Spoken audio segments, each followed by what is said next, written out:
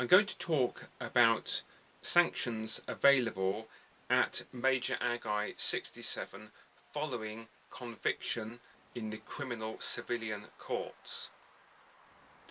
So for an individual who has been convicted in the criminal courts, in the civilian criminal courts, so the magistrates court or the Crown Court, it is expected that Major AGAI 67 will follow, the justification being that the conviction itself has failed the service test.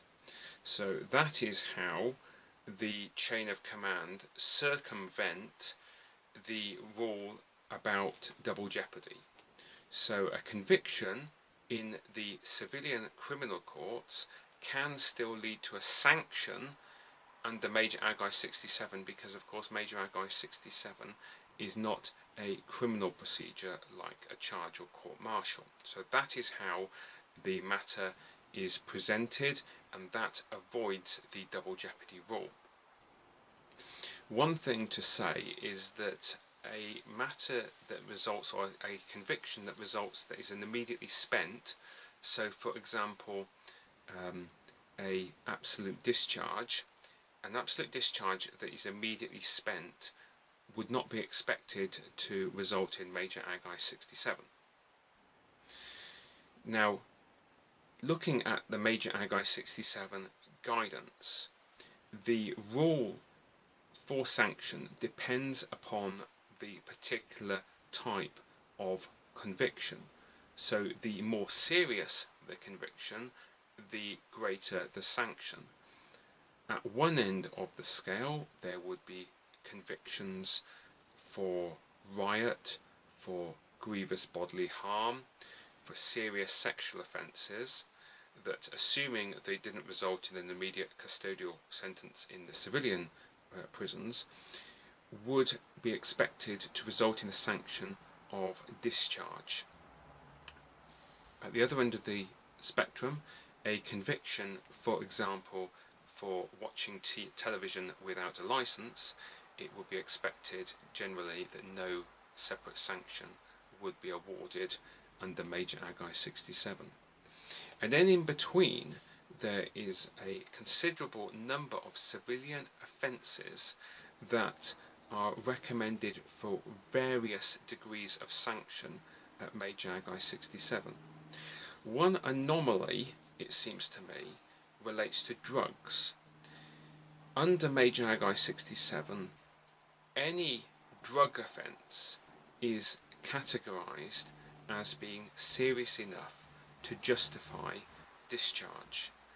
Now, there are separate rules under CDT, whereby a individual who is under the rank of corporal under the age of 25 may be retained, but that's for CDT. Under Major AGAI 67, any conviction for a drug offence of any sort, of course that on the one extreme could be a simple possession of a small amount of Class C, and on the other could be conspiracy to supply Class A. A great big difference in likely punishment in the criminal civilian courts. In the Major AGAI 67 sanction, the sanction is for discharge both for officers and soldiers. Another example where there seems little discretion relates to drink driving. In the civilian courts, the punishment for drink driving depends on a number of factors, most notably the level of intoxication, but also whether the individual has received a similar conviction within the past 10 years. In Major AGAI 67, the guidance seems to be the same regardless of the amount of alcohol, excess alcohol, that was in the system at the time the offence was committed.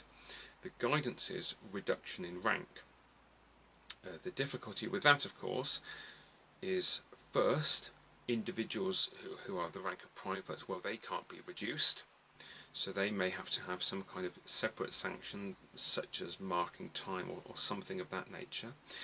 But it also means that there is no guidance as to the level of reduction, and it seems that there should be some guidance as to whether or not the rank reduction should reflect the level at which the individual was prosecuted for driving with excess alcohol.